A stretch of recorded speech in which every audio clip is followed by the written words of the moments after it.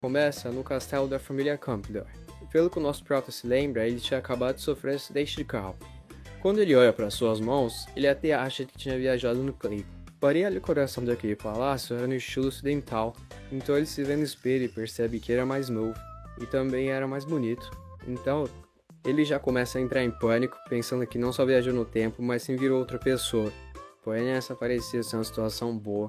E olhando um pouco melhor, ele até se achava mais bonito. Porém, ele já estava pensando que isso era bom demais para ser verdade. Até porque nada de bom acontecia na vida dele. O nosso herói é aquele tipo de nerdola que só ficava jogando videogame o dia inteiro. Então ele decide pegar uma faca e conferir se tudo aquilo não era um sonho. Ele fez um pequeno corte no seu dedo, porém a lâmina estava muito afiada e acabou virando um corte profundo. Ele rola para todos os lados gritando de dor. Em choque, ele percebe que aquele mundo é real mesmo. Nesse instante, ele percebe que aquela aparência lembra muito um personagem da novela que ele lia. Porém, ele não teve muita sorte e acabou reencarnando no vilão que foi exilado. Mas para melhorar um pouquinho a situação do nosso protagonista, ele renasceu no corpo de um vilão riquinho, herdeiro de uma família poderosa. Só o azar já começa aí, pois ele renasceu no pior personagem da história. Nosso herói nasceu no corpo do Moon Campbell, que é o pior personagem dessa história que ele lia no mundo real.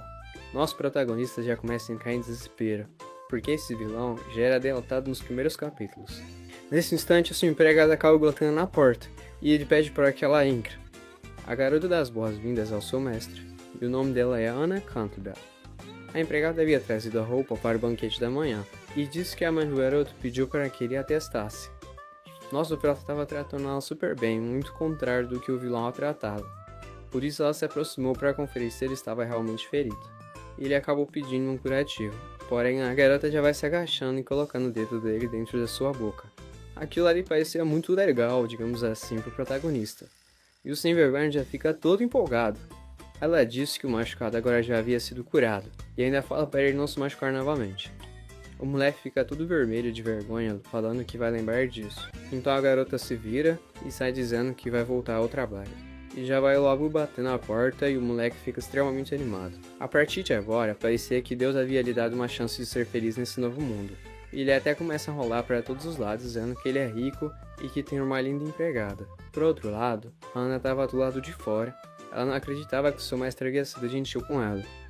O prota sabia que pela história da novel, ele iria provocar o protagonista na festa de amanhã. E como ele tinha pouco tempo para mudar a visão das pessoas, ele ia tentar se desculpar da melhor forma possível. Então ele ia ter que se humilhar, porém a festa já era amanhã. E se ele não se desculpasse com a protagonista, ele teria aquele final trágico. Quando ele calcula todas as desculpas que ele ia ter que pedir, já fica paralisado e até dá um grito, dizendo que não vai dar tempo suficiente. Porém ele começa a pedir a ajuda dos deuses, ou a ajuda do sistema. Porém não existia sistema nenhum. Então ele começa a chorar. Amanhã seria sua festa de 18 anos e ele já ia acabar morto. Então ele fica pensando que deverá se humilhar beijando os pés da protagonista, para poder mudar o seu destino. Já estava tudo decidido, e ele iria se ajoelhar 1000 vezes para adquirir o perdão. Nesse instante, um livro cai de um portal e bate na sua cabeça. O nosso prota começa a reclamar perguntando quem estava ali. Porém ele percebe que era um livro de capa dura. Aquilo tal começa para um grimório, e emanava um poder sombrio. Ele imaginava que isso era a resposta de um sistema, ou até mesmo de um deus. Parecia que finalmente o mundo estava conspirando em seu favor. Ele agarra o grimório dizendo que Deus não havia se esquecido dele. O nosso prota começa a folhear aquele livro, imaginando que vai conter inúmeras trapaças. Porém, quando ele olha direito, parecia que não tinha nada de útil. Ele revira o livro para todos os lados, e realmente não tinha nenhuma palavra escrita, o que deixa ele muito frustrado. O Moon pensa que deve ter alguma fórmula secreta para liberar as magias desse livro. Com o impacto do Grimório na sua cabeça, ele acabou ficando com um machucado, e por isso uma pequena gota vermelha acabou caindo nas suas páginas. Uma hora sombria começou a correr todo o livro, e as páginas começaram a se mexer. Rapidamente parecia uma espécie de magia sombria, estava tentando absorver o nosso herói. Ao acordar, seus braços e pernas estavam presos, ele estava completamente acorrentado. E quando Moon abre os olhos, havia ali na sua frente uma mulher o encarando. Ela dizia que esperava por ele, há muito tempo, e que ele não sabia o quão triste ela estava por ficar aguardando. A mulher fica dizendo que ele é maligno, e também egoísta. Parecia que ela queria ele somente para ela. Ela era uma espécie de garota paranoica. Ela diz para ele não se preocupar, ela iria limpar ele com seu amor. E ainda termina dizendo que eles vão permanecer juntos para sempre. Ele dá um grito quando vê as lâminas se aproximando de seu rosto, mas nesse instante o Mon acorda daquele pesadelo. Aquilo parecia real demais para ser um simples sonho. A sua cabeça estava um pouco dolorida, e as suas mãos ainda tremiam bastante. Ele começa a achar que aquilo foi uma premonição. Antes de desmaiar, ele se lembra que aquele líquido vermelho tinha caído no livro. Ele até tenta descobrir o significado das palavras daquela mulher. Porém, quando ele abriu o livro novamente, está escrito que ele não devia mudar o destino do personagem. Aquela magia sombria sai do Grimório e entra dentro da sua mente. Ele acaba entendendo o recado, que ele não deveria mudar o destino nesse instante. O Prota percebe que estava completamente ferrado, e ele teria que seguir todo o roteiro daquela história, sem mudar nenhuma vírgula. Pelo menos ele tenta ser otimista, dizendo que no final da história não é revelado o que acontece com esse personagem. Ele sabia que Mon Campbell seria exilado, e se tornaria um mendigo. Porém, ele não poderia dar a volta por cima. Ele até fica com um papinho de que no mundo real ele era um socialista trabalhador. Nice. Mais tarde ele desce para almoçar, e parecia que ele nunca tinha comido um prato delicioso daqueles. Aquela comida era muito saborosa. Eu tô até começando a achar que ele realmente morava num país socialista, já que parecia que nunca tinha havido comida na vida. A Salma pergunta o que aconteceu com Mon Campbell, pois ele parecia estar muito feliz. E a nossa digníssima duquesa Nice Campbell, Leopold Long Campbell, fala que seu filho está muito feliz, pois amanhã ele vai fazer 18 anos. Vamos falar que é exatamente isso. Ele estava disfarçando, fingindo que não passava fome na sua primeira vida. A sua mãe fica toda animada, dizendo que amanhã terá muitas gatinhas atrás dele. Porém, seu pai fala que o garotão já está comprometido com a princesa Cecília. Sua mãe não gostava muito daquela garota, e fica dizendo que ela é muito fria e nada fofa. Por outro lado, Mon não se lembrava dessa princesa Cecília, mas quando ele começa a recobrar a memória, ele lembra que essa princesa tinha conquistado muitos fãs, provavelmente era aqueles nerdolas que não saíam de casa, e que ainda compravam um travesseiro com estampa de waifu. Nesse instante, nosso herói fica com pena de seus pais, pois o Mon na história real não valia nada. Só que os pais do garoto pareciam que realmente se importavam com ele, e no final das contas, as atitudes desse personagem acabou com a reputação de seus pais, por isso ele estava determinado a salvar o destino deles, e somente arruinar a si próprio. Aquele sistema maligno disse que ele não poderia mudar o seu destino, mas não disse nada sobre mudar o destino dos outros ao seu redor. O dia já estava entardecendo. O Mon sabia que amanhã ele iria se encontrar com sua noiva Cecília, e também arrumar alguma forma de estragar o noivado com ela. Ele queria comprar uma espécie de sonífero, e só ia conseguir isso no mercado negro. Nesse instante ele acaba se esbarrando numa empregada e derruba todo o chá em cima dela. Quando a garotinha percebe que ela se esbarrou no terrível Mon, ela fica morrendo de medo. O cara realmente não valia nada, e tinha uma péssima reputação, por isso a garota já levanta rapidamente, pedindo desculpas ao jovem mestre. Ele diz que estava tudo bem, mas ela percebe que tinha uma mancha na roupa dele. Por isso ela já se ajoelha pedindo perdão, implorando para que ele não demita ela. Isso deixa Mon um pouco bolado, pois o dono original desse corpo não era nada legal. Ele fala para a garota se levantar e que foi apenas um acidente, e que não iria castigá-la. A garota estava com febre, então ele se aproximou dela para medir a sua temperatura. Aquilo acaba causando uma situação romântica, e ela fala que está trabalhando duro, por causa da festa de amanhã. Nesse instante, aquela empregada Hannah havia chegado ao nosso herói. Diz para ele levar a pequena garota para descansar. Antes o jovem mestre pergunta qual era o nome dela, e a garota diz que se chama Noel. Hannah fala que tem muitas funções por causa da festa de amanhã, e que não dava para a garota descansar.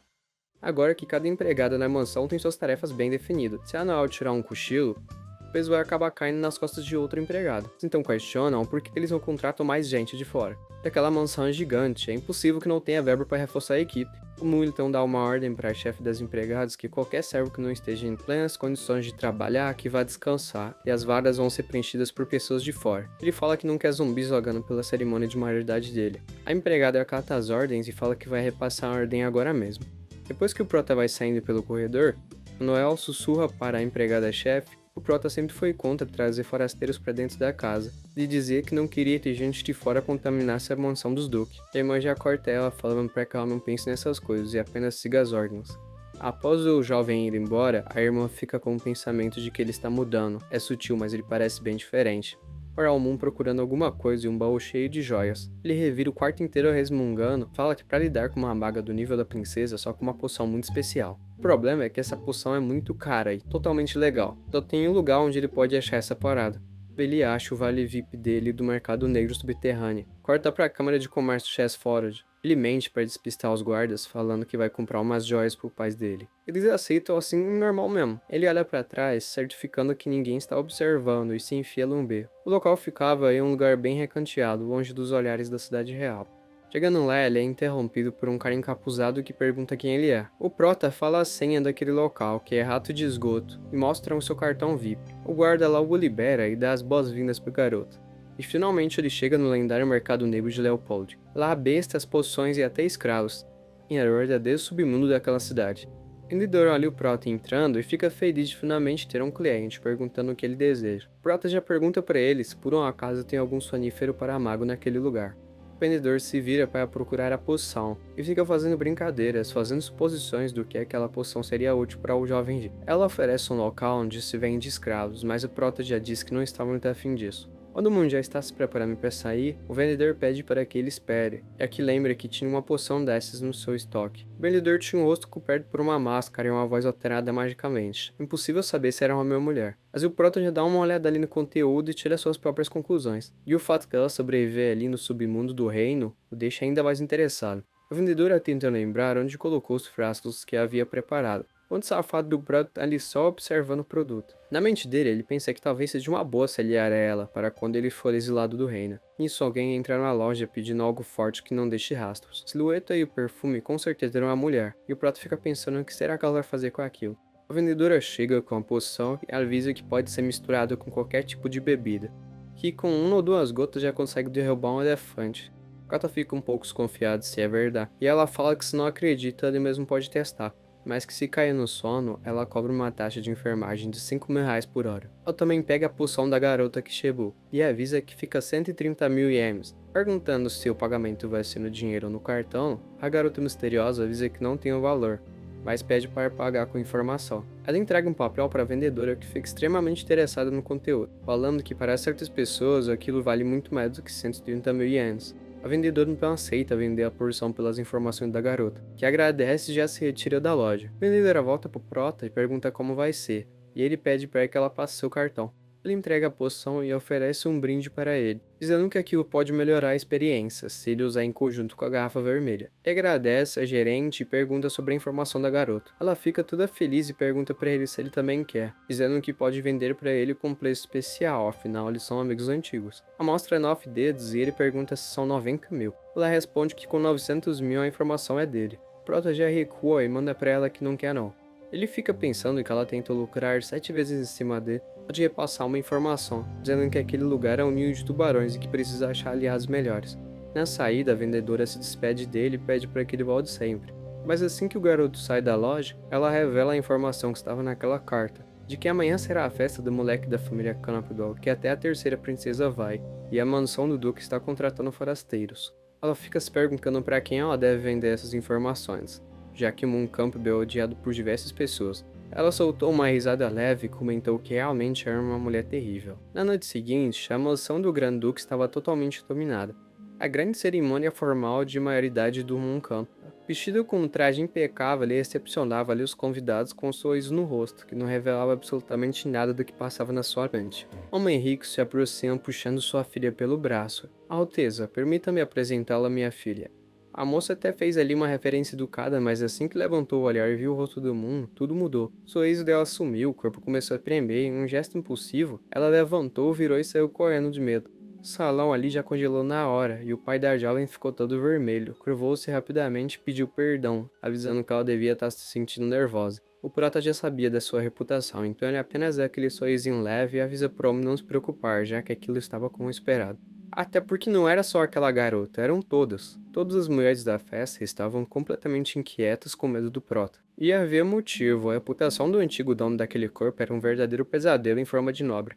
O Grand-Duque, que observava tudo de longe, se aproximou e deu um tapinha no ombro do filho, o avisando que estava satisfeito com o amadurecimento do filho. Ele pensava que naquela situação seu filho com certeza causaria um escândalo, mas muito pelo contrário, ele realmente mostrou que agora é um homem. Prota cumprimenta o pai dele e fala que dará seu melhor. Neste momento, todos anunciam a chegada da princesa. Todos deveriam dar as boas-vindas à terceira da linhagem de sucessão do Império Leopold.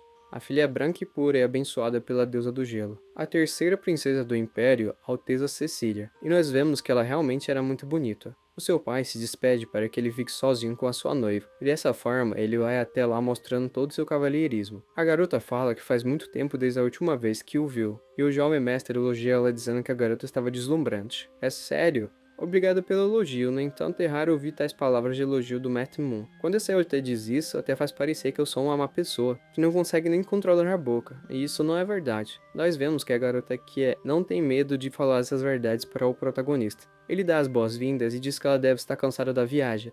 Essa garota era muito bonita, porém muito assustadora, como esperada da primeira protagonista feminina do livro original.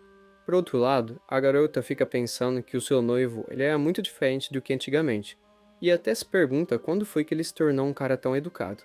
Nesse instante, uma filha ilegítima aparece, e era a mulher que teve um duelo com o noivo há pouco tempo. E as pessoas começam a sussurrar baixinho sobre elas. Ali estava a verdadeira protagonista do livro original. O nome dela era Ariel Vanguard, que é essa garota aí de roupa vermelha. Ela cumprimenta o Moon e pergunta como ele tem passado. Ele fala que muito bem, mas nesse instante um dos funcionários começa a xingar a garota, chamando-o de bastarda. Croc esperto que já não é, já tapa a boca gordão, dá-lhe um soco na barriga e fala: o que esse mano tá falando, velho? E já dá-lhe ali uma desculpa, falando que tá muito bem sim e agradece pela preocupação da senhorita, né? A garota já virou toda ali assustada, né? Pensando: que tem que esse mano aí nem me chamou de bastardo nem nada. Ela fica pensando que talvez o cérebro dele finalmente tenha evoluído para conseguir alegrar o nome completo dela, né?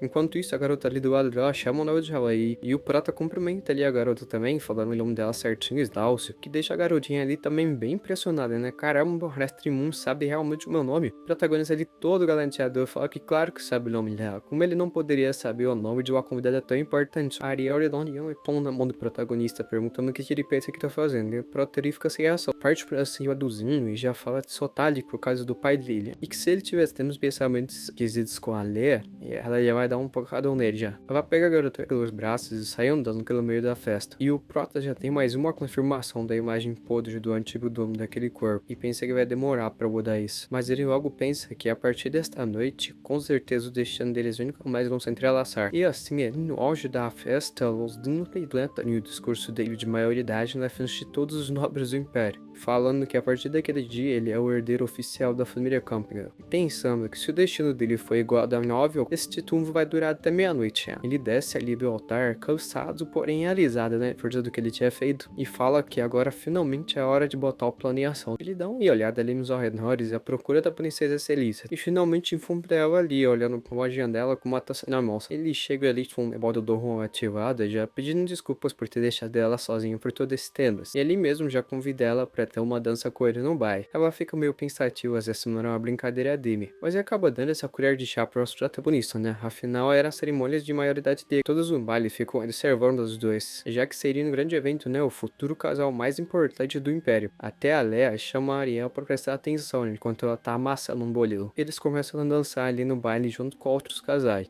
E a Celícia elogia o Prota por dançar Bakes, mas ele fica todo modesto, falando que é apenas o iniciante nisso. A princesa fala que o Prota mudou, e ele pergunta se não tá agindo com nenhum nobre. Ela fala que não é isso, e que na verdade ele mudou a forma de convidar as pessoas.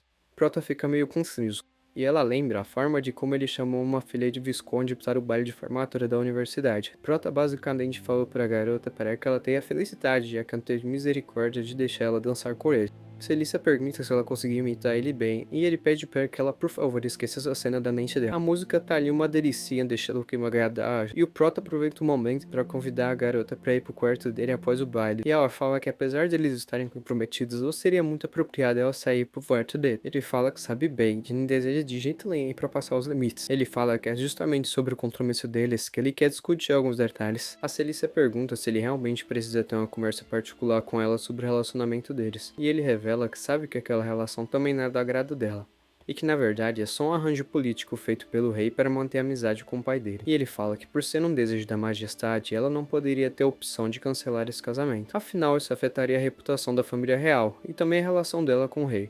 Então ele pensa que se eles trabalhassem juntos, talvez eles poderiam até resolver isso de um jeito melhor, e pergunta a ela o que acha disso. Ela fala que entende agora que isso era algo que eles deviam discutir em particular. O Prota pede desculpas mentalmente pra Celícia, mas pensa que essa é a única forma de manter a história no caminho certo. E a Celícia já não perde tempo perguntando pra ele onde ficava o quarto, deixando ele até um pouco surpreso. e já pega o Prota pelo braço, falando que eles não precisam esperar até o baile acabar, que já podem ir agora mesmo. Enquanto isso, tem duas empregadas ali só de espreita observando o Moon e a Celícia, e aparentemente elas também estão em uma missão, falando que precisam agir rápido já que estão no território do Senhor Leão. Pouco tempo depois, no quarto do Moon, ele tá levando ali um vinho pra Celícia, mas ela logo fala que não pode beber. Ele fala que é só vinho tinto e ela mesmo assim fala que não pode beber nem vinho tinto. Aparentemente nossa princesa não pode beber nenhum tipo de álcool, tipo nem uma gotinha. Prota fala que tudo bem, mas logo ele pensa como que ele vai esconder aquele remédio que é super vermelho se ela não bebe vinho tinto. O protagonista fala que se ela não bebe nada alcoólico, o que ela gostaria de tomar para acompanhar ele naquela conversa. Ela fala que café, mas ele avisa que só tem chá preto. Por que pergunta então, né? Ele fala que por algum imprevisto naquela casa só tinha vinho tinto e chá preto, então ia ter que escolher um dos dois. E a princesa decide que chá preto tá de bom tamanho. Então Prota já vai saindo ali para preparar a bebida deles, né?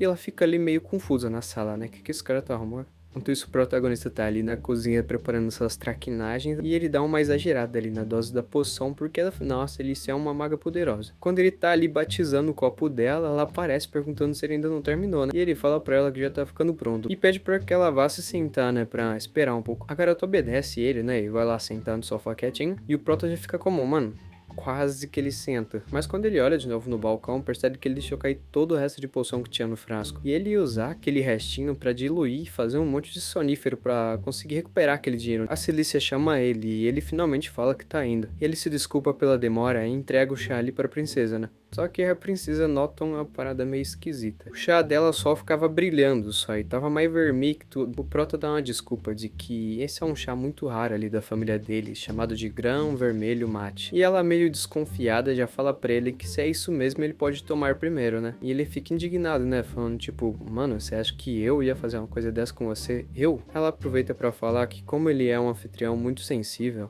então deve obedecer a uma lei básica de etiqueta, né, que é servir primeiro. Ele fala que se ela deseja isso, então ele vai beber primeiro para mostrar para ela que não há nada nas bebidas. Mas ela toma a xícara da mão do Prota e fala que o chá dele parece estar bem melhor que o dela. Pergunta para ele se ele se importa, né, de ela trocar com ele. Ela já sai tomando e percebe que aquele copo estava batizado. Ela consegue falar algumas palavras antes de cair no sono e derramar o chá pelo tapete. O Prota pensa que ainda bem que ele conseguiu colocar a poção nos dois copos, porque senão isso aí já ia dar errado. Mas ele fala que essa já não é mais hora de ficar pensando em muita coisa.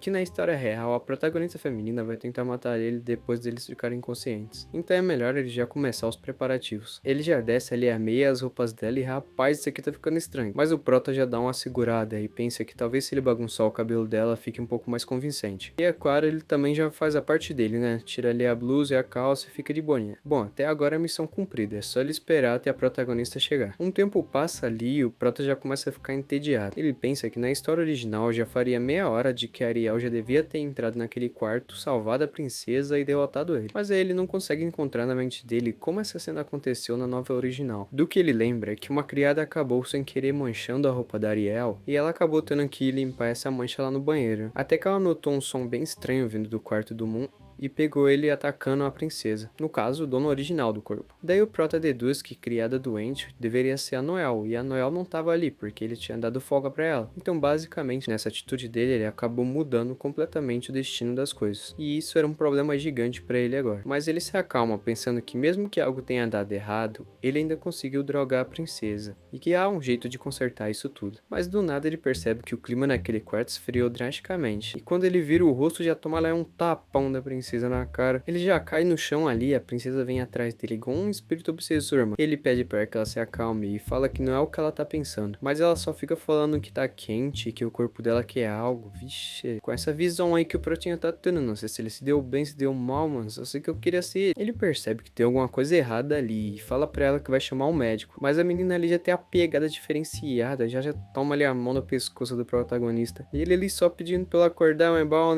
acordar pra quê? Dormindo tá bom demais. Na mente dele, ele tá implorando pra Ariel entrar e salvar a vida dele nesse momento. E a Celícia já vai ali e dá-lhe um beijão na boca do Protinha. Enquanto isso, nos corredores do palácio da família Campbell, ainda tava tendo uma festa, né? E acabou que o vestido da Ariel não foi manchado pela Noel, mas sim pela amiga dela, aquela Leah. Quando ela chega na frente do quarto do Moon, ela ainda tem o mesmo cuidado e olha pra lá pra ver o que tá acontecendo. Mas chega aquela empregada lá e fala pra ela que aquela área é restrita. Ariel pergunta que coisa é essa de área restrita. E a empregada responde que é um segredo ali da família Campbell. e que ela não pode contar. Ela percebe que a roupa da Ariel está suja e pede para que ela deixe isso na responsabilidade dela. Ela dá ali um clear no jutsu e limpa a roupa da garota. A garota fica impressionada e fala que é digno da família Campion mesmo. Até as empregadas conseguem usar magia. A empregada fala para Ariel que há um banquete de tortas limitadas e que se ela não quiser perder é melhor ela correr. A garota fica toda animada e já sai correndo agradecendo pela informação. Enquanto isso, a empregada acena para ela e olha pro lado de uma forma meio suspeita. A garota até percebeu que aquela criada estava cheirando a sangue e que isso era bem suspeito, mas a real é que ela não estava nem aí, afinal aquela era a mansão dos Duque, então ela não tinha nada a ver com isso. E enquanto a princesa, ela já era adulta e também era uma prodígio da magia. Não tinha como ela ser enganada pelo aquele playboy trouxa, então a garota sai voada atrás daquela tortinha que foi prometida. E uma das assassinas pergunta se a Ariel também era um objetivo daquela missão. Nessa hora a gente descobre que aparentemente ela é braba mesmo, até porque a outra empregada fala que um assassino do seu grupo foi atrás da Ariel e ela sozinha tancou o mano, filho. Mas voltando ao assunto, ela fala que as duas têm pouco tempo pra concluir a missão. E quando elas dão uma olhada ali pra dentro pra ver como é que tá a situação e planejar o ataque, já vê o Prota e a princesa quase se comendo, filho. O bagulho tava tenebroso lá dentro. Aparentemente já passou o efeito ali da bebida na princesa. E o protagonista tá agradecendo os céus por ter segurado esse tempo todo sem ultrapassar os limites. Até porque se ele tivesse ultrapassado, ele não seria nem exilado, seria executado de uma vez já. Enquanto ele tá aí sonhando acordado, ela já aponta a espada pra ele, perguntando qual que são as últimas palavras. O Prota, desesperado, já pede pra ela dar um minutinho pra ele pensar, né, pra ganhar um tempinho. E ele pensa que se ele não conseguir acalmar a princesa, vai ser um F total, não tem nem pra onde fugir.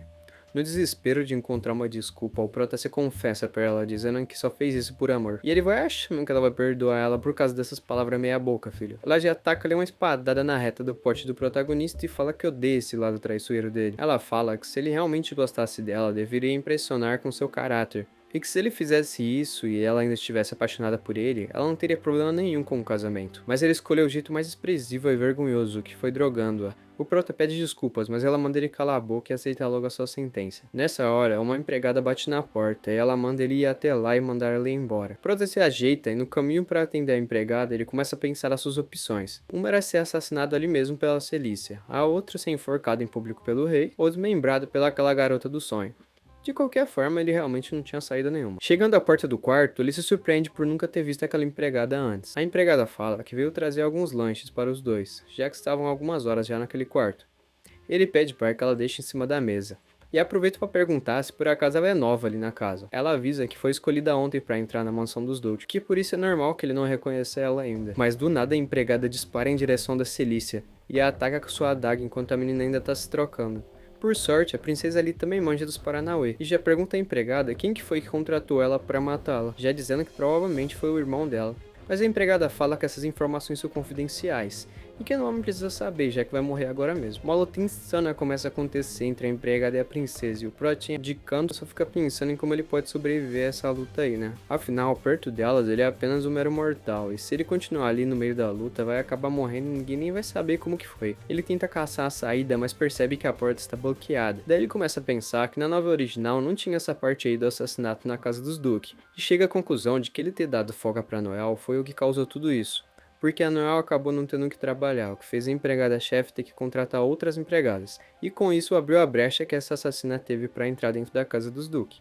E enquanto ele tá pensando isso, o pau tá pegando lá fora, e ele só pensa que tem que torcer pra Celícia ganhar essa luta, porque ele não ia aguentar nem 2 minutos com aquela assassina. Só que ele olha de novo pra princesa e pensa se realmente é uma boa que ela ganhe, porque afinal ela não tá muito contente com ele, né? Quando a princesa parece estar ganhando a luta, ela fala para a empregada responder quem foi o mandante daquele assassinato. Mas nessa hora que a assassina revela que só estava ganhando tempo. E aquela comparsa dela ativou uma magia que funciona como uma criptonita para nossa princesa do gelo. E faz com que ela caia de uma maga superior para um plebeu normal. Daí a princesa começa a tomar um pancadão ali da assassina, mas ainda tenta se manter firme. A empregada se cansa da princesa e avança para dar um ultimato nela. Mas quando ela tá próxima de encostar a lâmina na Celícia, nosso protagonista se joga na frente da princesa, a salvando da morte, o que deixa ela bem surpresa.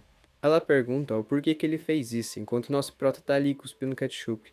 Nessa hora revela que a comparsa daquela empregada até deixou o protagonista sair, porque o objetivo delas na verdade era a Celícia. Mas a consciência do protagonista não deixou ele fugir dali e deixar a Celícia morrer sozinha. O prota segura o braço da empregada, que tá com aquela adaga enfiada no peito dele. E a princesa aproveita essa brecha para dar-lhe o corte rápido Tramontina na empregada. Ela vira para ele e diz que acabou. E era o nosso Prota ali, ó, deitado no chão, todo lascado, tadinho. Ela se aproxima do Moon e o pergunta o porquê dele ter salvado a vida dela. E ele responde que isso aí já não importa mais. E lembra que ela disse que se ele fosse um homem, a seguiria abertamente, sem joguinhos. E a pergunta se agora ele conseguiu agir como um homem. Ela pede para que ele diga suas últimas palavras.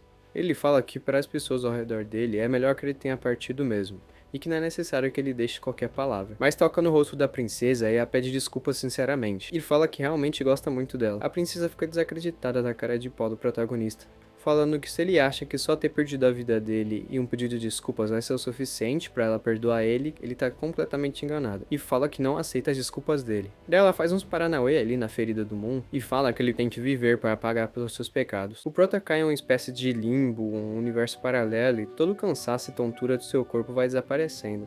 Ele fica pensando que por mais que aquela vida tenha sido uma merda, no final ele teve a chance de recomeçar, quando do nada aparece aquela sombra dos sonhos do protagonista de novo, e ela começa a tomar completamente o corpo do protagonista. Lembro todas as estatísticas do protagonista, como se fosse um jogo mesmo, tá ligado? O livro manda o protagonista continuar lutando e o leva de volta para a realidade. Enquanto isso, nos esgotos da casa da família Campbell, aquela mercenária que fugiu estava quase escapando, mas o pai do prota aparece bem no final dos viadutos.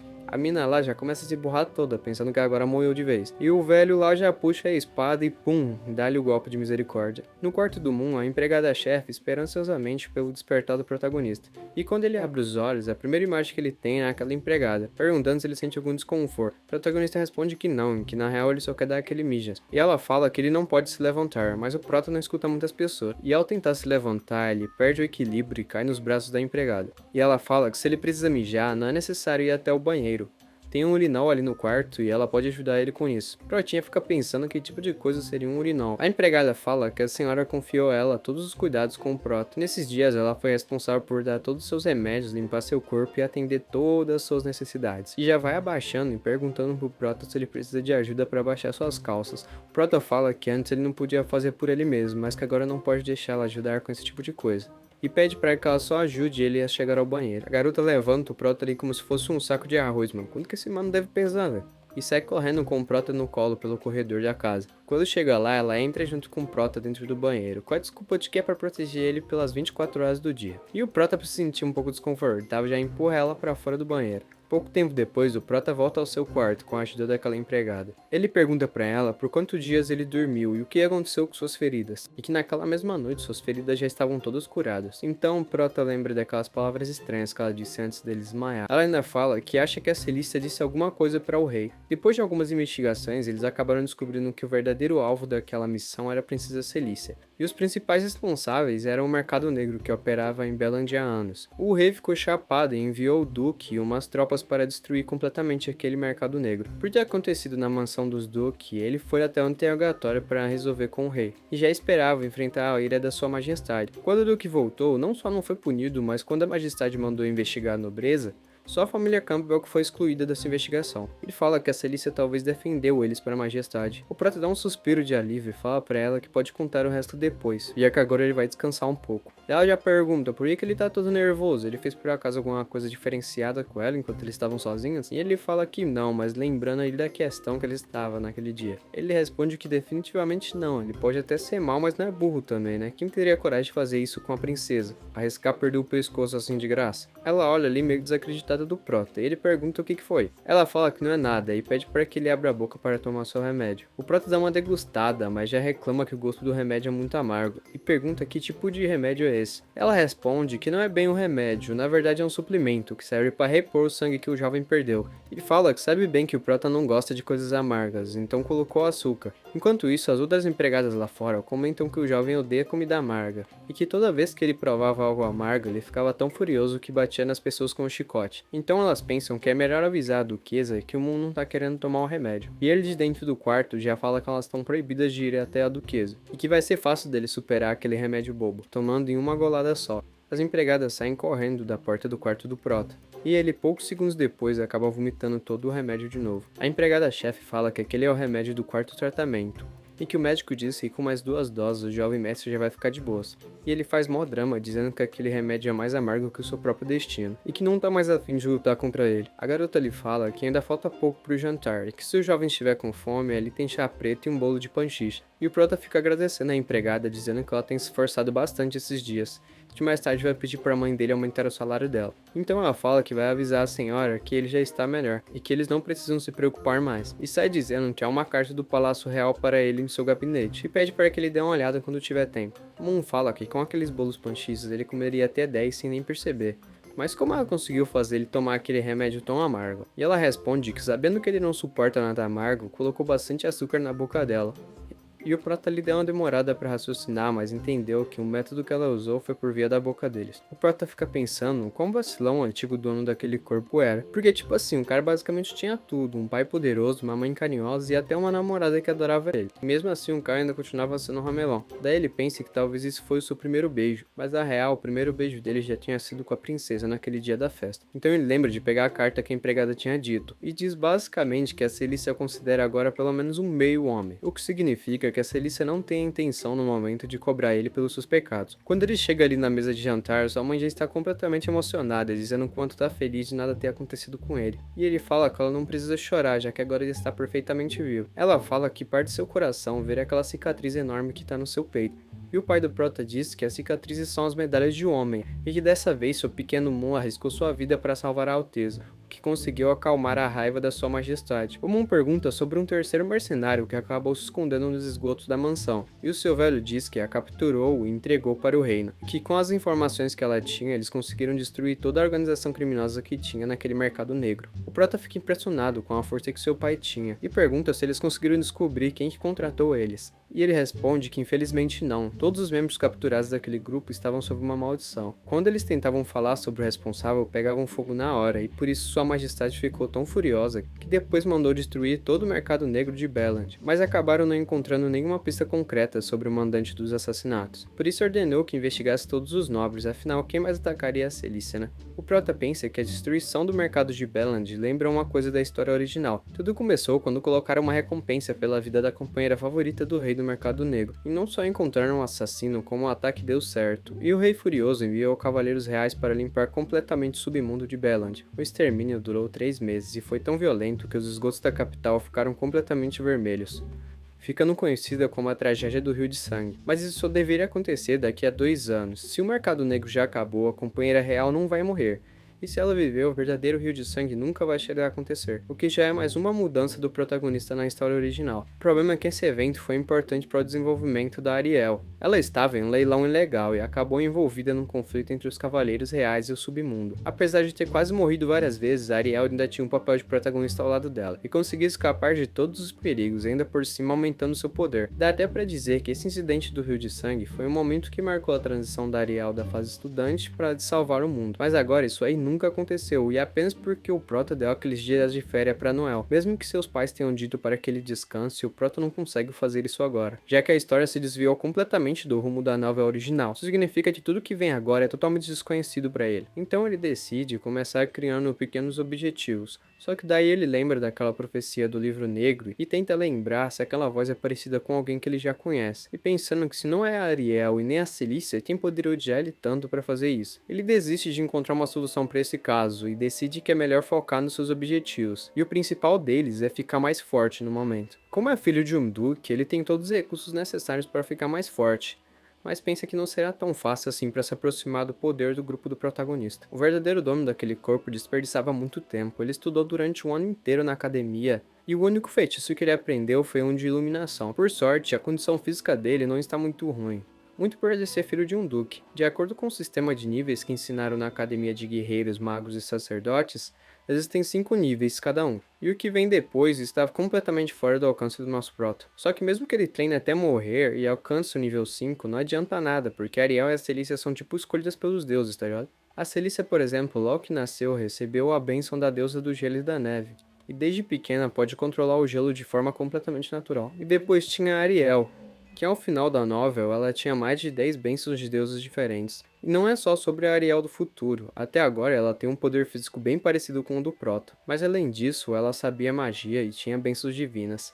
e ainda um arsenal de itens raríssimos. Basicamente, o único lascado ali era o Prota. Então ele decide que o objetivo final dele por enquanto é chegar o mais rápido possível a um nível que ele possa pelo menos se defender da Ariel. E bom, mesmo ela tendo esse super poder do protagonismo ao seu lado, Moon ainda tem cartas na manga, e depois daquele ataque dos assassinos, ele até despertou uma nova habilidade, o Livro Negro, que ele pode invocar a qualquer momento. O Prota pega o livro e percebe que ali está registrado tudo o que aconteceu com ele naqueles dias, mas ele percebe que algumas anotações estão escritas em vermelho, e do nada aquela mesma hora puxa ele de novo para dentro do livro. Só que dessa vez é para um lugar diferente, e o Prota fica se questionando onde ele estava. Atrás dele, uma mulher com a adaga se aproxima, e há alguns segundos ela avança e faz um corte letal em seu pescoço. O Prota acorda assustado e se pergunta como que aquela assassina do outro dia apareceu dentro do livro. E ao olhar o livro de novo, ele vê algumas anotações de experiência com habilidades. Aparentemente, ele está em progresso com a proeficiência de adagas em combate e com a habilidade de passo sombrio. Então ele começa a entender o tamanho do poder que aquele livro dá. Então ele decide fazer alguns testes para ver se a suposição dele está certa. Algumas horas se passam e nosso protagonista está completamente exausto de tanta tentativa e erro com o livro. E aparentemente ele conseguiu ter algum progresso ali com as habilidades. E basicamente era o que ele suspeitava. As habilidades usadas pelos inimigos são registradas pelo livro negro. E ele pode usá-lo para ganhar experiência lutando contra essas sombras no mundo ilusório. E também significa que ele pode conseguir todas as habilidades que ele ver de graça, sem nem precisar pagar algo. O protagonista fala que o boost que ele precisava para sobreviver finalmente apareceu, e que pelo menos agora ele não vai morrer tão facilmente. Então o mais importante no momento é continuar treinando, e é o que ele faz. Ele entra nesse mundo ilusório diversas vezes durante a noite, e a empregada chega para entregar o seu remédio da noite, e o pega nessa posição meio esquisita aí. Ela pensa que ele está dormindo, e segundo ela, essa posição aí é fofa, e apenas deixa o remédio ali em cima do balcão, deixando dormir. O Moon acorda com uma dor insana daquele sonho ainda, e até agora ele não chegou nem perto de tocar naquela assassina. Então ele volta pro treinamento e agora vai mudar sua estratégia. Logo chega a manhã do dia seguinte, ele passa a noite inteira treinando naquele mundo ilusório. Ao tentar se levantar, o Prota tem aquela leve dor na coluna e já cai no chão tremendo de dor. Mesmo que ele não possa de fato morrer naquele mundo ilusório, a dor que causa ainda é muito real. A dor acumulada de quase 200 mortes quase manda ele de volta para além. Mas agora ele decide ver os frutos ali do seu trabalho duro. E o progresso dele foi impressionante. Mesmo ele tendo apenas 1 ou 2 níveis, ainda está muito abaixo daquele assassino, mas com o básico dominado, o resto vai ser fácil de aprender. Então o Moon ansioso decide testar logo a habilidade que ele acabou de ganhar. E o resultado é incrível, mano, ele conseguiu aprender aquele passo sombrio. Parece um pouquinho também o salto temporal do Jiren. Ele fica super feliz por ter conseguido, mas começa a sentir alguns efeitos colaterais. Aparentemente, essa habilidade do passo sombrio gera uma grande dor nos seus pés, e ele pensa que isso aí pode ser pelo fato dele ser muito fraco ainda. Então ele pensa que talvez seja melhor ele pedir ajuda de quem já sabe lutar, como um mestre, sabe? Ele lembra que a Academia Santa Maria vai logo começar, mas pelo que ele lembra, a maioria dos instrutores são magos. Ele não lembra de ter nenhum guerreiro realmente por lá. Complicado que a magia é tão útil naquele mundo que quase ninguém treina artes marciais. E mesmo ele sendo muito rico, vai ter muita dificuldade de encontrar um mestre naquela área. Só que aí ele lembra que o pai dele é o maior guerreiro de todos os tempos daquele reino.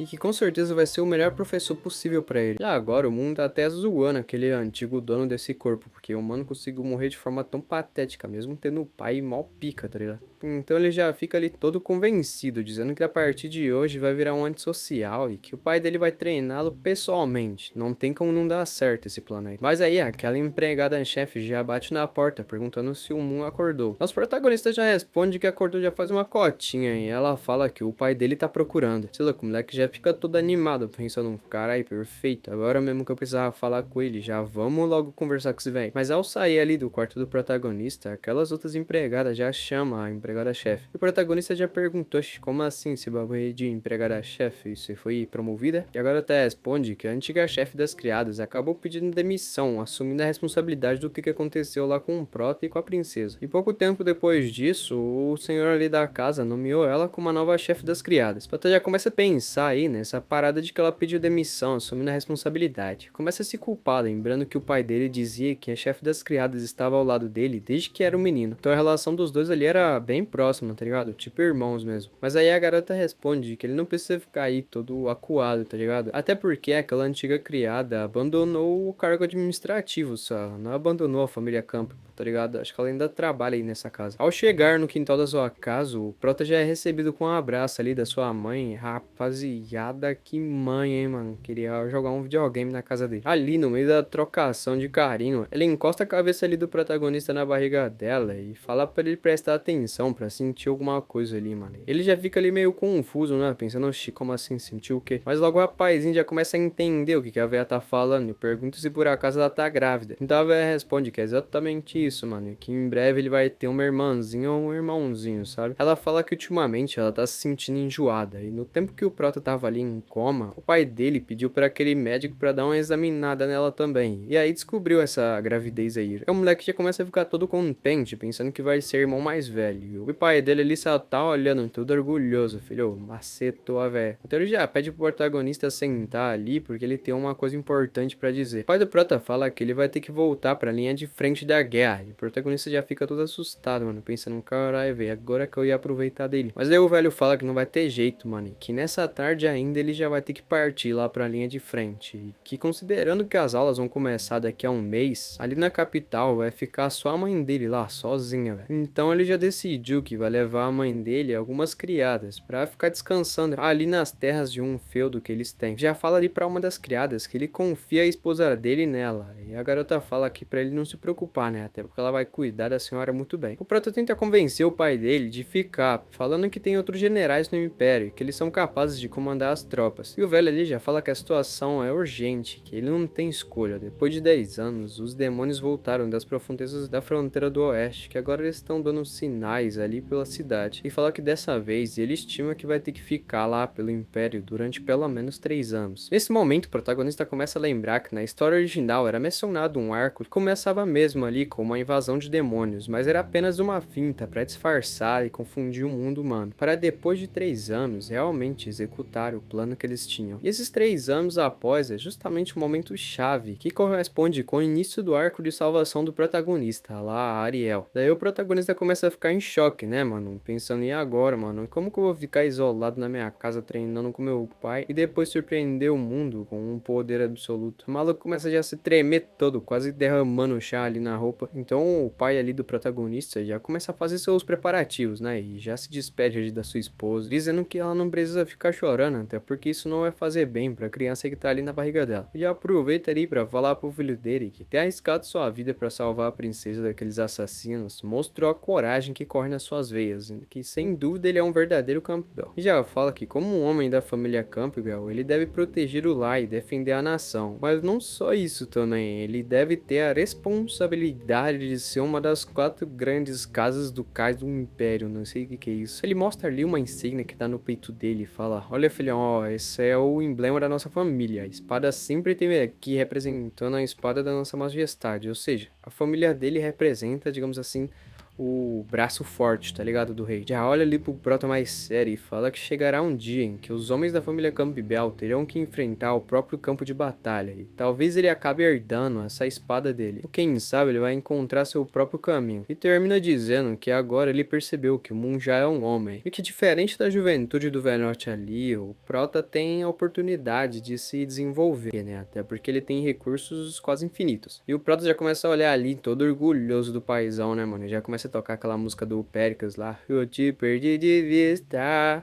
Vou colocar a música aqui não, viu, rapaziada? Porque senão eu vou tomar direito de estourar, isso é nóis. Mas aí o velhote já encosta ali no protagonista e já começa a cochichar, falando, mano, agora vamos falar do que realmente importa, tá, pai? E o prota lerdão já fica, oxe, por que você tá mudando de assunto tão rápido? E o velho já fala, não, relaxa aí, velho. E já fala que tudo que ele tava falando antes era apenas por causa das formalidades, sabe? O que importa de verdade agora é o que ele acha daquela rainha. O prota responde que acha que ela até que é uma boa funcionária, né? E pergunta por que ele tava falando isso. E o velho já é como, curto e grosso, já pergunta, mano, você gosta dela ou não gosta dela? E já deu pra entender o que esse velho tá querendo arrumar, mano. Ele fala que já viu ali a garota crescer e ela vem de uma família respeitável, inteligente. E o mais importante é uma deles. Quer dizer, o mais importante é que ela sente por ele uma coisa que vai além de uma simples lealdade de uma criada. E que se ele gosta dela, ele deveria agir logo. E o protagonista fica pensando, mano, peraí, o meu pai tá querendo que eu case com a empregada, velho. O velhote ele já fala que é isso mesmo, mano. E fala que a principal razão pela qual a família Campbell não tem muitos membros é porque a mãe e o pai não se encontram muito, tá ligado? Eles acabam não ficando muito juntos porque o pai tem que voltar lá pro front. Mas o Proto ali já pergunta, mano, e a questão ali da Celissa, né, mano? Ele ainda tem um compromisso matrimonial com a princesa. Mas o velho já fala pra ele não se preocupar com isso, até porque aquilo ali foi só uma promessa vazia. E que a verdadeira intenção do imperador com essa proposta aí era usar a família Campbell como um apoio pra princesa poder se equilibrar e poder reger ali o império do lado do príncipe herdeiro. E que mesmo que se a princesa acabasse casando com ele, é simplesmente ele fazer ali ela de esposa principal, não tem muito problema. Já corta o blá blá blá ali e dá o resumo direto, mano, falando que em 3 anos ele quer um neto. Pergunta se por acaso o Proto entendeu o que ele quer dizer. O Proto tenta dar ali uma desconversada de não sei o que, não sei o que lá, e o velhote ali já fala que não tem mais, não tem menos, mano. É uma ordem do chefe da família, tá ligado? Já sai ali, mano, na carrocinha, né, velho? E deixa aí o Prota largado as traças. A Amy comentou com o Prota que escutou o nome dela sendo mencionado ali na conversa que ele teve com o pai dele. Pergunta se por acaso eles precisam que ela faça algo. Prota pensa ali e chega à conclusão de que não é nada demais que ele não possa contar pra ela, sabe? Já explica pra garota que o pai dele tem a intenção de juntar eles dois pra expandir a família, forma convencional, e fala que isso aí deve ser só brincadeira do velho, então não precisa levar a sério. E fala que ser criada é o único papel que ela vai ter agora. E após os dois crescerem ali, cada um segue sua própria vida, sabe? Já começa ali a elogiar a garota, dizendo que ela é a melhor criada daquela família e que é uma mulher incrível, com certeza vai achar um homem maravilhoso pro futuro. E já dá uma menosprezada nele mesmo, tá ligado? Fala que ela merece mais coisa do que um inútil como ele. E já fala ali pra ela que se um dia ela se apaixonar por alguém, que avise ele, pra que ele possa garantir que ela vá com o cara, né? O cara aí que ela achar. E ainda vai preparar um dote especial pra ela, pra que ninguém da família do futuro marido vá ousar menosprezar a garota, tá ligado? Mano, pensava que quem dava o dote era o marido, mano. Não sabia que era a menina, não. Termina dizendo que espera que ela corra atrás da própria felicidade e que aquele jovem mestre e a família Campbell será um apoio forte pra ela. E o Prota sai todo felizinho, pensando que ler todos aqueles manhwas em torno da sua vida não foi em vão, e que agora a mina deve estar pensando que ele é super compreensível, né, mano? Mas a mina não deve estar pensando dessa forma não, mano, até porque parece que sair da casa Campbell não era bem os planos dela, sabe? E aí ela chega na conclusão que realmente o mundo mudou muito e em pouquíssimo tempo. Já vira ali com uma cara meio assustadora, falando que não pode esperar mais e que será essa noite mesmo. Mais tarde, ali na biblioteca da mansão do Cal, o protagonista tá ali lendo seu livrinho de boas. No final, ele chegou na conclusão de que a prioridade dele é continuar se tornando mais forte, que se o pai dele não estiver ali, ele vai ter que estudar por conta própria mesmo, tá ligado? Já vai pegando ali uns livros de arte marcial pra ver se consegue dar uma melhorada ali na carcaça. Ele pensa que por enquanto não é muito bom ele ir pra academia, que seria muito arriscado ele interagir com o grupo da protagonista, e que amanhã ele vai pedir pra aquela empregada pra que ela cuide da licença temporária dele. Basicamente o plano do Prota é estudar manualmente mesmo as artes marciais e depois ir pra aquele espaço de simulação do livro pra lutar contra os assassinos das sombras e ir melhorando de pouquinho em pouco. Aí ele já termina o livro que ele tava vendo ali, já pega ali o livro sombrio pra dar uma revisada em tudo de novo. Quando ele abre o livro, já tem uma surpresa maravilhosa e confirma que não precisa memorizar tudo, só de segurar o livro e olhar o título, o livro negro já consegue registrar automaticamente tudo que ele tava aprendendo naquele outro livro, sabe? E o Prota já se desculpa por ter chamado aquele livro de inútil, porque ele não sabia de todas essas funções maravilhosas. Do nada já chega a Anna ali com uma bebida enquanto ele tá dando umas beijocas no livro. Ela pergunta ali pro Moon se por acaso ele ainda tá lendo, velho. Quantas horas esse protagonista deve estar nessa biblioteca pra ela perguntar isso, mano? O protagonista já comenta ali que com todo o pessoal que o pai dele levou, só restaram ela, a Noelle e algumas outras criadas ali na mansão. E já fala que é muito grata ali pelos serviços delas. E a Anne pega ali uma garrafa de vinho e fala que o Conde Locke enviou essa reserva aí durante a manhã, tá ligado? E que esse vinho aí é, tipo, super raro, sabe? E só fazem 100 garrafas por ano. Que no mercado já chegou a preços astronômicos, tá ligado? Já pergunta se aquele jovem mestre quer provar. O Prota que já tá focado aí no shape, fala que melhor não, álcool ele não gosta muito. No final das contas, ele ainda tem que estudar um pouco, né? É melhor não beber pra não acabar dormindo nos livros. A garota não contente com essa resposta aí, pergunta então o que ele quer beber. Ele responde que café seria perfeito, né? Até porque ele precisa despertar ali pra continuar os estudos. Ela diz que lamenta dizer, mas devido a algumas circunstâncias, essa noite ele só tem vinho, tinta e chá preto, tá ligado? O protagonista fica ali uns minutos pensando, nossa, que bosta. E percebe que aquela conversa até parece um pouco familiar, né? Ela já emenda ali uma desculpa, tá ligado? Pra não ficar tão esquisito também, mano. Ele fala que devido a um descuido de uma certa criada, os ratos acabaram entrando e roendo todos os grãos de café, tá ligado? E aí acabou também, né, mano? Vai comer café contaminado? Não precisa nem dar outra desculpa. O Prota fica convencido convencido por essa desculpa aí da Anne, tá ligado? E já pede um chá preto, então, pelo menos pode ajudar a clarear a mente. Preto já dando ali uma goladinha no copo e já sente o teto ficando preto, sabe, mano? Já vai ali caindo e fechando os olhos e perguntando por que a Anne traiu ele. A garota pega ali o Moon antes dele cair, fala pra ele não se preocupar, até porque ela nunca trairia ele. Já vai desejando aí pro garoto bons sonhos. Realmente o Racionais estava certo, mano. Confiança é uma mulher ingrata. O protagonista, quando abre o olho, já percebe que tá numa situação tanto quanto difícil, mano. O maluco tá amarrado aí em uma espécie de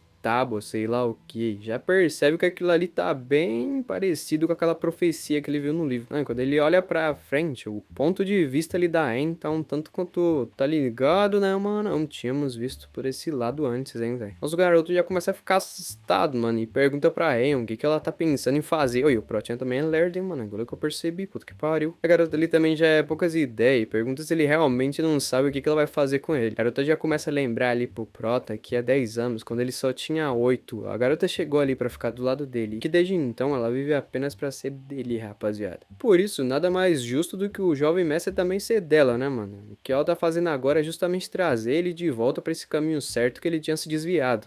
Justo. A Protinha já começa a ficar em choque, mano, que papo é esse de caminho certo? Já, fala pra Anne soltar ele logo pra que eles possam conversar com mais calma, tá ligado? O bagulho mais tranquilo. A garota fala que agora já é tarde, que o Prota não precisa fazer nada, só deixar tudo ali nas mãos dela. Já fala que depois dessa noite, da cabeça aos pés e por dentro e por fora, a carne dele até a alma dele vai ser dela. Mano, vixe, rapaziada, que papo é esse, mano? Hashtag empregado tarado, sai fora. Umas horas se passam aí, o protagonista já tá como? Cheio de olheira, mano. E fala que finalmente o bagulho acabou, velho. Perdeu as contas de quantas vezes a mina botou ele na chapa. Coitado do Prota, mano. A mulher tá acabando com ele. E o Prota já fica todo desanimado, pensando que em todos esses anos estudando aquela obra, ele não conseguiu mudar o destino do protagonista. No final das contas, ele consegue perceber que a pessoa que fez a protagonista virar uma idiota e que, segundo a profecia, ainda vai fazer ele sofrer 1000 noites, no final era a Anne. E rapaziada, que belezura, hein, mano? Eu não importaria de sofrer essas 1000 noites, não, hein? Você se importaria? E no meio ali dos seus atos libidinosos da noite, a garota meio que deixa escapar que todos esses anos ela protegeu ele, guiou ele pra se tornar esse preguiçoso arrogante que ele é hoje em dia. Mano, 10 anos ela trabalhando sem parar, velho. Só pra ele ser essa pessoa aí que todo mundo evita, tá ligado? E ninguém se importa. Já eu falo ali também que não importa o que ele diga, ela não vai deixar ele escapar daquele lugar de jeito nenhum. Ali na hora que ele acorda, o protagonista já fica pensando, mano, quem diria que a criada mais bonita e gentil da casa ia ser somente uma yandere aí, completamente surtada da cabeça, mas também é a mente por trás da corrupção do Prota. E o Prota ele já começa a tentar se soltar ali das amarras, mano, mas quando ele percebe, a menina logo acorda e pergunta o que ele tá tentando fazer. A garota percebe que já tá dando meio-dia e já levanta ali, se arrumando pra conseguir fazer as tarefas da casa. Afinal, ela ainda é empregada-chefe. Se ela sumir, as outras vão começar a suspeitar. Ela já vira ali pra ele e fala que como o protagonista agora pertence completamente a ela, talvez ela devesse matar o resto do pessoal ali da mansão. E o Prota já fica em choque, mano. Como assim? Que mina maluca. Já vai falando que não vai permitir esse tipo de comportamento dessa mina aí não, mano. A Anne já fica surpresa aí com essa resposta do Protinha aí. Pergunta se por acaso tem alguma outra criada ali no palácio que o jovem mestre gosta. Já deduzindo que talvez seja aquela tal da Noelle, a loirinha. E o Prota já fala pra ela parar de inventar besteira, mano. Até porque não tem nada a ver, velho. Ele só não quer que ela mate as pessoas. Mas aí a Anne começa a cascar o bico do protagonista e fala que era só uma brincadeira, que ele não precisa ficar tão nervoso. Enquanto ele for obediente, não vai precisar machucar ninguém ali na mansão. Daí o protagonista fala que então ela poderia tirar aquelas algemas, né? Já que ela diz que ama ele, ela pretende manter ele assim preso, igual um rato. E a garota lhe responde que claro que ela não vai deixar ele ali preso, e já liberta o protagonista. Ela já vai avisando ali pro Mumper que ele não faça nenhum tipo de besteira. Até porque aquele quarto, ele é totalmente isolado com um tipo de núcleo de aço, tá ligado? E a fechadura foi feita por um mestre artesão e que só ela tem a única chave. Ela já fala que levou muito tempo e esforço para construir esse esconderijo bem debaixo do nariz do Duque. O protagonista pergunta se ninguém vai suspeitar nada, né? Se perceberem que ele sumiu. E a garota já explica que ela já tinha falado ali pros outros da casa que como o senhor e a senhora viajaram, o Moon também voltou mais cedo pra academia, por se sentir muito sozinho em casa, sabe? E as criadas ali também não questionaram muito não. A Anne já fala que o Prota pode ficar tranquilo, porque ninguém vai descobrir que ele tá ali. Ela mesma vai trazer as 3 refeições diárias e fala que nada mudou, exceto que agora ela é completamente dele e ele também vai ser completamente dela. E toma, já dá-lhe uma pegada meio violenta ali no Badarosque do Prota. Ele já como se assusta, quase morre do coração. Ela já fica toda felizinha, dizendo que como ela esperava, o jovem mestre já conseguiu se recuperar da noite passada, mas que agora ela não vai poder continuar o que eles começaram, até porque ela tem tarefas, né, pra fazer. E já vai ali saindo do quarto, pedindo pra que enquanto ela não estiver ali, ele seja um bom garoto e descanse bem. E o protagonista já dá ali um gritão ali, pedindo que pelo menos ela devolva as roupas dele, né, mano? Vai ficar peladão? Mas ela não responde nada, só bate a porta. Então o protagonista já vai ali, bota a mão na consciência e pensa que em mil possibilidades que ele poderia imaginar, nenhuma identidade daquela figura sombria seria a Anne. E o prota até pensa que ontem foi meio agradável, mas se ele continuar nesse ritmo aí, mano, 10 vezes numa noite, um vai acabar morrendo de cansaço, velho. Bom, mas ele já começa a pensar que o mais importante nesse momento é a sua liberdade. Já começa a olhar ali pra porta, pensando o que ele deve tentar. O maluco já pula ali na porta, igual um, sei lá, mano, e tenta abrir aí de tudo que é jeito, mas nada dessa porta aí abrir, mano. Até que ele pega ali uma distância e já se joga na porta, tentando arrombar o bagulho à força mesmo, tá ligado? Mas tudo que ele conseguiu mesmo foi machucar o braço, mano. Agora o moleque tá aí, deitado no chão, morrendo de dor. Então o protagonista começa a perceber que até as paredes atrás das rochas são feitas daquele aço puro que a garota tava falando. Ela já começa a ficar mó tristão, velho, falando que achava que com o livro negro ele poderia mudar o destino, mas parece que realmente é o fim. Até que do nada aquela sombra começa a aparecer de novo, mano. E já aparece ali do lado aquele livro novamente, mas o protagonista não tá muito animado não, velho. Ele pensa que por a Anne ser muito forte, a nível Celícia mesmo, ele nunca vai conseguir chegar aos pés dela, mesmo que ele fique treinando ali na força bruta por toda a sua vida. Mas aí depois ele dá ali uma descansadinha, ele volta a olhar pro livro e pensa que, bom, já que não tem nada que fazer, é bom ele ir ali pro espaço do livro mesmo, né? Até porque ele vai ficar ali deitado, dormindo, fazendo nada. Mas aí o prota já percebe que os livros que ele leu ontem já estão todos reescritos ali. Já fica animado novamente, pensando que com certeza aquele livro vai ser a fórmula da vitória dele. Mas algumas horas, nosso protagonista tá ali fazendo calistenia no quarto, mano, só nas flexão bruta mesmo. Já percebe ali que a condição física daquele corpo, pelo menos ainda tá decente. Que pega que aquele espaço de treinamento do livro negro só melhora as técnicas e ainda pode prejudicar a mente. Pra fortalecer mesmo o corpo, só resta ele treinando ali pelos métodos primitivos, tá ligado? Um tempo depois, o protagonista já começa a parar pra pensar que a Celícia também o tratava do mesmo jeito, e pensa que de agora em diante ele não quer mais se deixar dominar, é ele que vai mandar nos bagulho. Então a Anne já chega ali do nada, dizendo que fica feliz por ver o jovem mestre com tanta energia. Já chega ali com as panelas, trazendo a refeição do protagonista. E a garota ainda traz uma banheira ali, falou que preparou a água do jeitinho que o Moon gosta. O moleque já fica todo felizão, né, mano, com essa surpresa da Anne aí, até porque ele tá uns 2 dias sem tomar banho. Então a garota já faz aquela pergunta clássica, dizendo se ele prefere tomar banho primeiro ou se ele prefere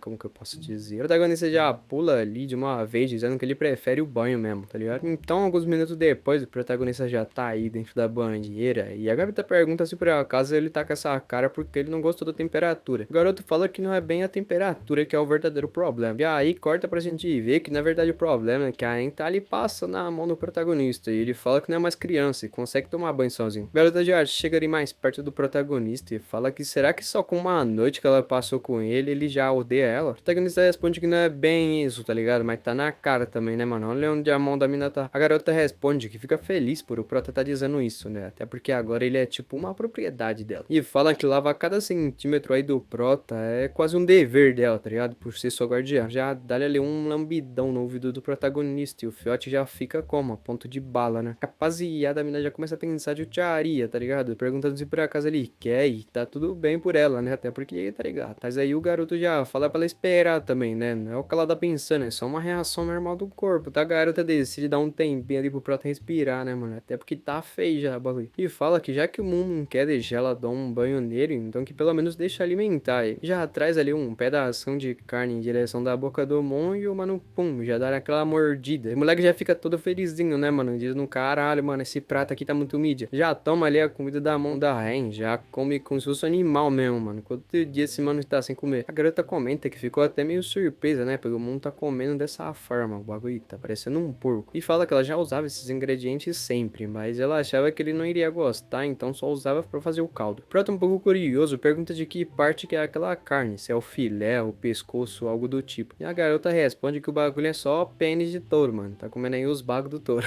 Já fala ali que é de um touro de Mogrilita, tá ligado? E dizem que eles são especialistas especialmente potentes num sentido aí que você está ligado. E esse touro aí é tão fudido que quando eles estão no cio e não encontram uma parceira, o ambiente lá que os manos se encontram já amanhece cheio de buraco nas árvores, manos. E por isso eles são conhecidos como os touros sagrados das árvores esburacadas. E o prota quando escuta isso aí, mano, não consegue nem segurar, já vomita tudo que ele tinha comido, tá ligado? E ela já fala que além de pênis de touro, a garota também colocou pênis de tigre do Wendy Troll, mano. Será que ela capou todo mundo sozinha? O protagonista já fica chapado, mano, perguntando como assim, por que ela daria algo desse tipo pra ele comer, velho. E agora da vala que já coloca isso aí há bastante tempo na comida dele escondido, mas pelo jeito que ele é, não quer saber, né, velho. E o prota já cheio de ódio no coração, levanta e já fala que chega, já não aguenta mais tudo isso. E do jeito que o Moon ali levanta, parece que o bagulho levantou junto, mano, porque olha a carinha dela observando a movimentância. E logo já fala que esse bagulho aí de pênis de touro foi a gota d'água, mano. E já avisa que é melhor ela soltar ele agora mesmo, tá ligado? Senão o bagulho já fica louco. Mas aí ele também começa a sentir ali uma tontura, não sei o que, e acaba caindo ali nos braços da novinha. Aí só segura ele ali, né, mano, e fala que sabe que o preço de perder a liberdade dói. Mas se isso for necessário pra manter ele ali pra sempre, então ela tá disposta aí a pagar. Chega ali mais de noite no castelo e o mundo já tá ali deitado, mano, todo lascado na cama, velho. Parece que o sonífero é forte. Aí percebe que o nosso prota ali acordou pra um desespero ainda maior dele, né, velho. Já fala ali pra ele que ontem eles acabaram indo longe demais e que ela teve até medo do corpo dele ter ficado exausto, mas que hoje eles vão ir só 2 vezes pra ficar de boa, tá ligado? Ela pergunta ali pra ele se ele tá sentindo alguma dor ou algo do tipo, mas o mano nem tchum, tá ligado? Nem tá querendo responder ela. Ela pergunta se por acaso ele ainda tá bravo com ela e o mano nem responde, filho. Tá quieto, quieto, quieto. Então ela decide ali fazer um acordo com o prota, filho. Já fala que como ele tá se comportando bem esses dias, ela pode realizar um pequeno desejo dele e pergunta o que ele quer. O protagonista que não é bobo nem nada, filho, já não pensa nem 2 vezes. Fala que quer liberdade, mano. Quer sair daquele lugar. Mas aí ela fala que isso aí não tá em cogitação, não, mano. Então ele fala que quer a roupa dele, então, pelo menos. A garota responde que isso aí também não tá negociável, velho. Caralho, mano, não pode me ter roupa, velho. Maluca. E o protagonista já começa a ficar puto também, né, mano? Se aquilo não pode, isso não pode, mano. O que ele vai poder pedir? Tá tirando? A garota começa a pensar ali, vamos ver que ela vai tá podendo somar aí com o protagonista e fala que ele pode escolher a próxima refeição dele, né, velho? O protagonista já fica ali meio desanimado e fala, mano, tá bom, né? Escolher o cardápio não é grande coisa, mas pelo menos já é algo. Então aí já pergunta ali pra eles, por acaso ele tem noção do que ele vai pedir ali. E o Mano Moon já comenta que agora que ela falou, parece que tá chegando o outono, tá ligado? Já lembra a Aang que nessa época do ano eles costumavam passear de barca ali pelo Lago Bipou, admirando aquelas folhas secas caindo, sabe? Enquanto aproveitavam o vinho do Conde Loki e uns peixes frescos da estação. A garota pergunta se por acaso ele sente falta daqueles peixes do Lago Bipou e comenta que aquele lugar é muito longe, né? E mandar alguém lá seria até um problema. Mas aí o protagonista já começa a fazer mó discurso, velho, falando que no ano passado ele cruzava o lago com orgulho, e agora ele tá aí apodrecendo nessa cela, esperando pela morte, sabe? Termina dizendo que se ele não pode nem mais provar daqueles peixes, qual o sentido dele continuar vivendo? Você é louco, mó dramático, mano. E a mina cai nesse papinho aí dele, velho. Fica com mó cara de, ai, eu tô fazendo mal maldade. Me dá a fala que entende qual que é o problema ali do prota. E o protagonista fica mó feliz, perguntando se por acaso o que ela tá dizendo é sério. E ela fala que com certeza vai fazer o que for preciso pra conseguir um texto desse Lago Bepou, pra o Mano Moon ali conseguir provar, né, velho? O protagonista começa a desossar uns elogios pra ela, dizendo que ela é a melhor pessoa do mundo e que não existe ninguém igual a ela. Termina dizendo que vai dar muita força pra ela ali, esperando de casa. Nisso, a garota que é completamente apaixonada por ele, não consegue aguentar, né, velho? Essa parada aí de casalzinho já se joga em cima do protagonista, dando logo aquele beijolos de cria, mano. Já deixa ali o corte destemida, mano. E o protagonista fica como? Sem entender nada, velho. Ela termina dizendo que o Lago Bepou fica muito longe, mas que ela vai voltar antes do meio-dia e que até lá ele aguarde com paciência.